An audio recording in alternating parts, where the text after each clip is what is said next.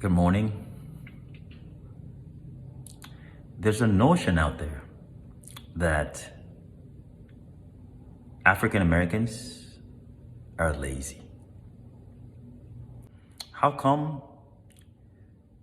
Africans can come all the way from Africa to America and find a way to be successful, but yet African Americans that were born here can't do the same?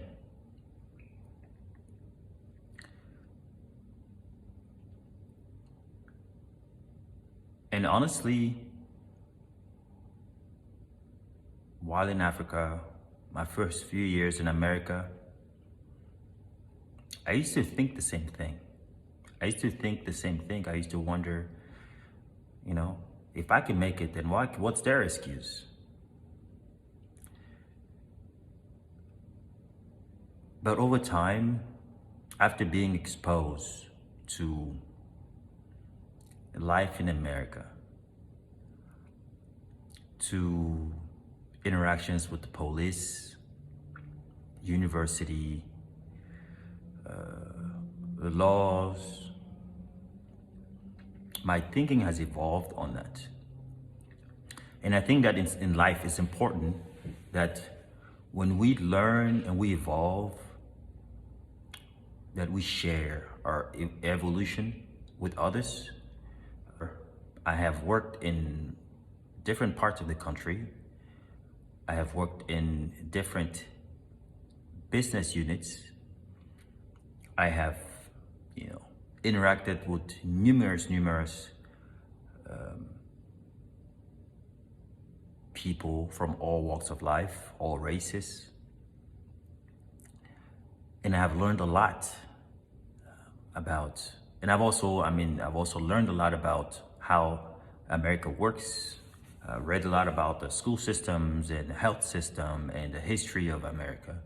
And all that put together, it really opened my eyes to the reality of growing up in the American system for a Black person. One thing that I struggle with a lot is abuse.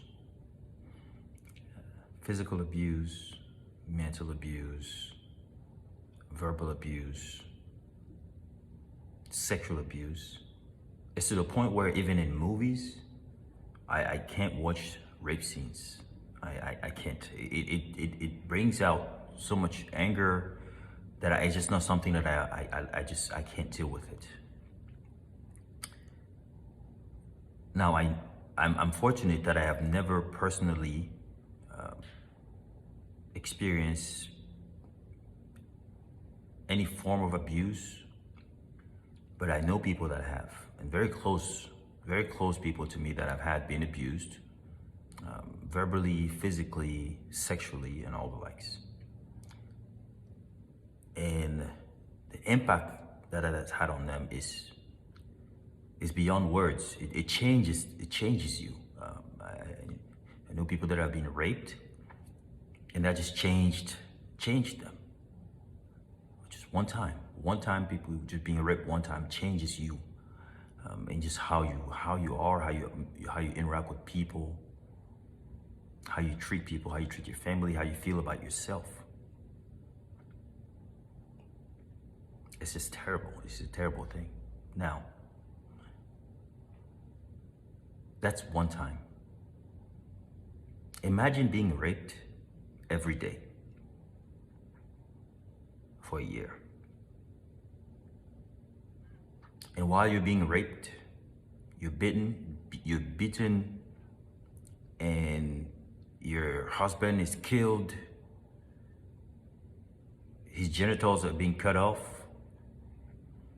you're worked to death, you're abused physically, mentally, emotionally. You're treated like an animal. Imagine all the forms of abuse all at one time. on you and everyone you know and care about. Just imagine that. So think about yourself right now and your parents and your brothers and your sisters and your kids, all of you being abused all together, all the time. Not one time, not two times, not for just 1 year, not 2 years, not 10 years, not 20 years, for 300 years. Like, let's try to process that. Like I need you to stop and really try to picture this as your family, the people that you know going through this. Just stop and think about it. What would that do to you?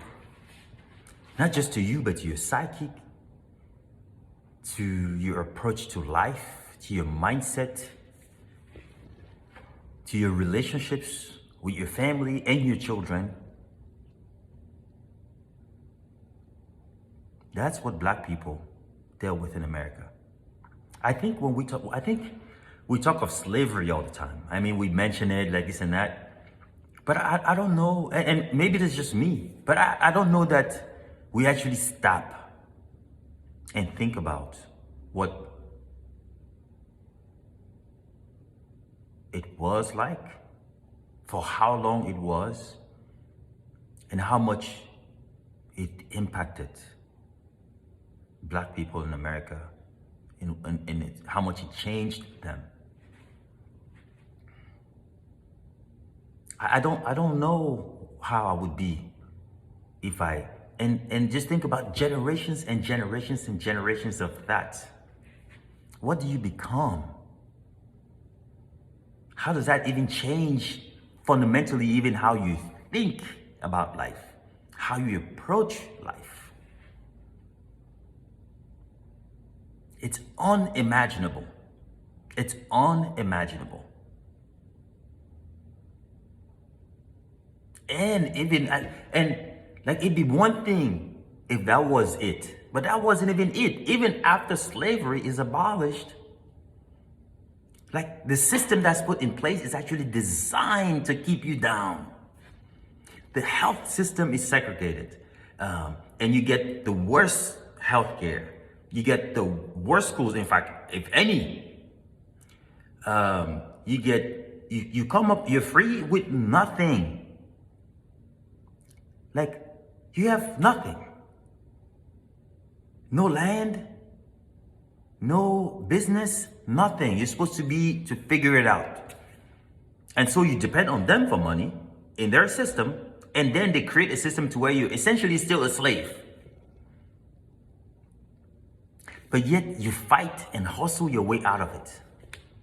And when you try and actually build a business, you decide, hey, let's get together, let's try to do our own thing. And you build like a Black Wall Street, and you build all these little things, and you start blossoming. They look at you and say, yeah, we don't want that. This is not what we hoped would happen. So let's come in and burn everything down. Like how much anger, like people, it's like we need to stop and really acknowledge what it's like coming up in this country. Like the fight that these people, that our forefathers had to fight for us to be here today. It's thinking less of them.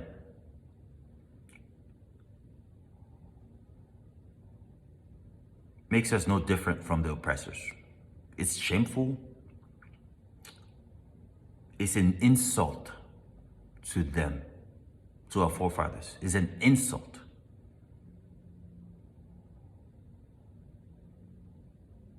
And as if that wasn't enough, up to today in America, and I think some Africans even in America don't know this, but I know for sure most Africans in Africa don't know this, that in America, the school, like Everybody coming up in America doesn't have access to the same school system. So if you come up in a very poor neighborhood, you can only go to school in your neighborhood. And most of the times, because black people came up from nothing, guess where they ended up? In the really poor neighborhoods. And it's still the case today. And so the poor neighborhoods have really poor schools, and you're not allowed to go to a different school at a different neighborhood because it's better. And some neighborhoods have schools that have no teachers, where kids have no lunch, no gym, no computers in America. Now, it's not just black people, but most of them are black people because by history, how we came up, we didn't have access to and I think that's for different people. And even to today, the system in America is still designed, like some politicians in America actually create laws that will limit access to voting from black people.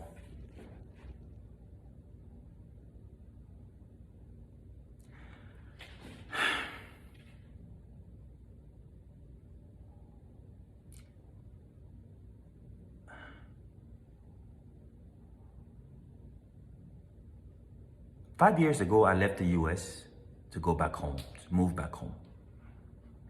And this became very apparent to me when I got home. And I tell you, when I arrived in Cameroon and I lived in Cameroon for a while, my mindset changed. Because I just felt like there's a level of freedom, emotional, mental, psychological freedom that I felt in Cameroon that I didn't even know I didn't have in America until I left. Because living in America, as great as it is, and I mean, everybody knows how much I appreciate it, there's a burden that you bear by default by being black. It's just a burden. It impacts even the way you feel about yourself. It changes you. And I've only felt it for 10 years. Now imagine being born in it. Imagine being born in it and dealing with it for generations and generations and generations and generations. I tell you guys what, I'm so passionate about this because I think, and this is not, this is by no means an attempt to create anger or separation or whatever else. It's not. It's just to help bring attention to the subject and help to share my experiences and say, hey, we are not better, and help put things in perspective for people a little bit and help teach us that we're not better than African Americans. We're not brighter than them. We're not more hardworking than them. We're not, whatever else we think we are, we're not. We're actually here. We're actually able to do the things that we can do in America because of them.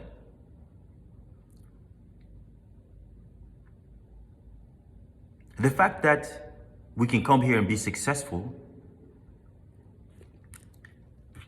is because we did not grow up in this system.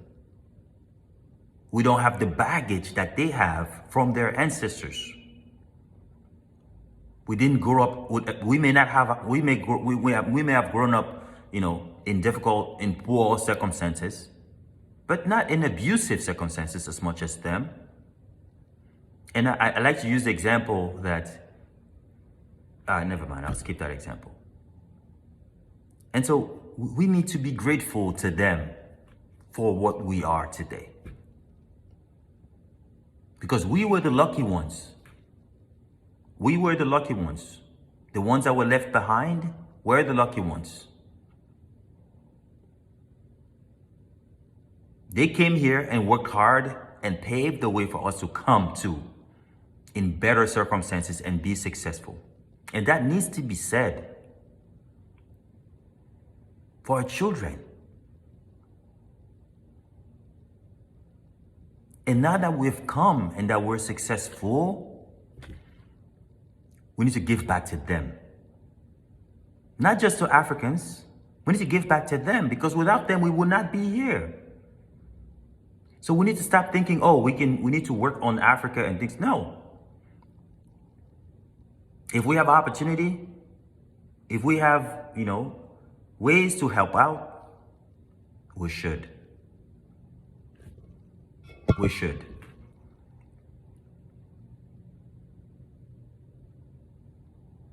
And at the end of the day,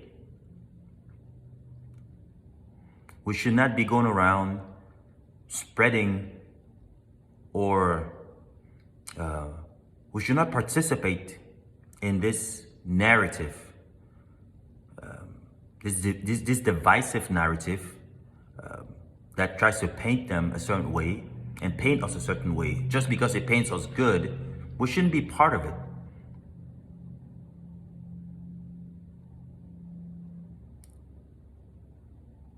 Ultimately, I think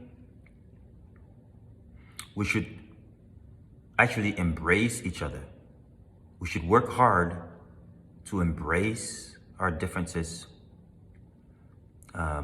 because together, between Africans and African Americans,